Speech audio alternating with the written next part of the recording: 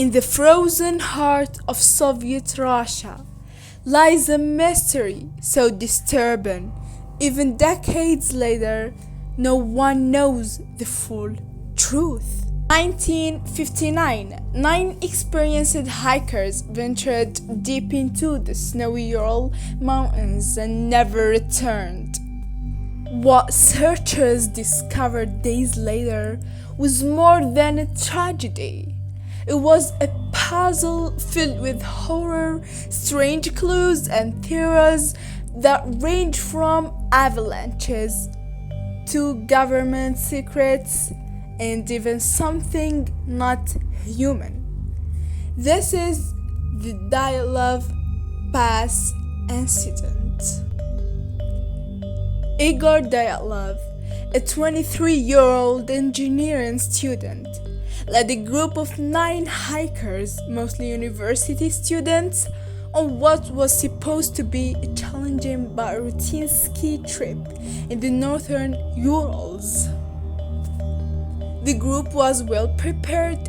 They brought maps, journals, cameras, and cold weather gear, and were physically fit and trained. On January 27th, they began their hike toward Mount Turton, a place whose name means "don't go there" in the local Mansi language. Days passed. A snowstorm forced them to camp on the side of a mountain they were not planning to stop on. The mountain's name Koletsiakol, which translates to Dead Mountain. When the hikers didn't return, a search and rescue team was sent. What they found was inexplainable. The tent was cut open from the inside, not unzipped, slashed. Shoes, jackets, and gear were still inside. It looked as though the group felt in panic.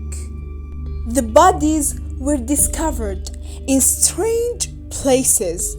2 were found near a forest, barefoot and in their underwear, dead from hypothermia.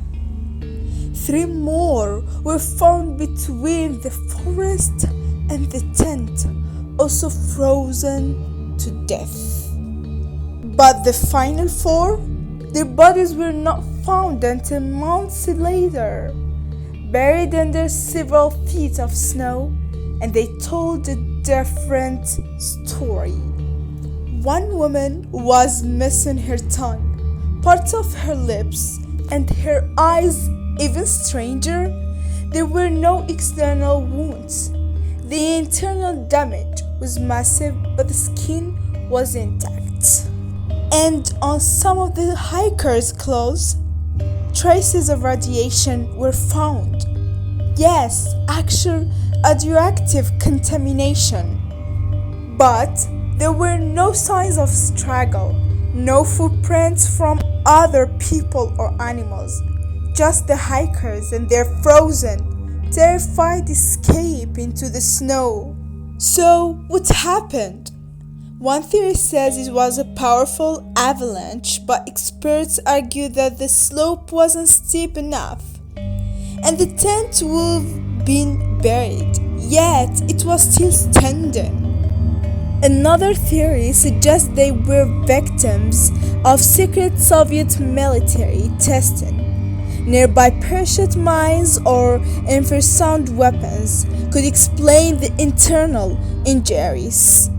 Others blame paranormal forces, aliens, or even the legendary Yei. Locals believe the mountain is cursed and that the hikers awakened something ancient. There's also the infrasound theory, a weather pattern that causes low-frequency sound waves. It doesn't hurt you physically, but it can cause panic, disorientation. Could this have driven the hikers to flee into the night? To this day, no one knows for sure what happened on the mountain. The Soviet government closed the case with the vague statement, "A compelling natural force caused their deaths." But what force erupts from the inside, causes massive injuries without breaking the skin, and leaves people to die half naked in a blizzard? The Dyatlov Pass Incident remains one of the most terrifying and solved mysteries in history. What do you think happened that night in 1959? Leave your theories in the comments and don't forget to like, subscribe, and stay tuned for more hidden truths. And bye!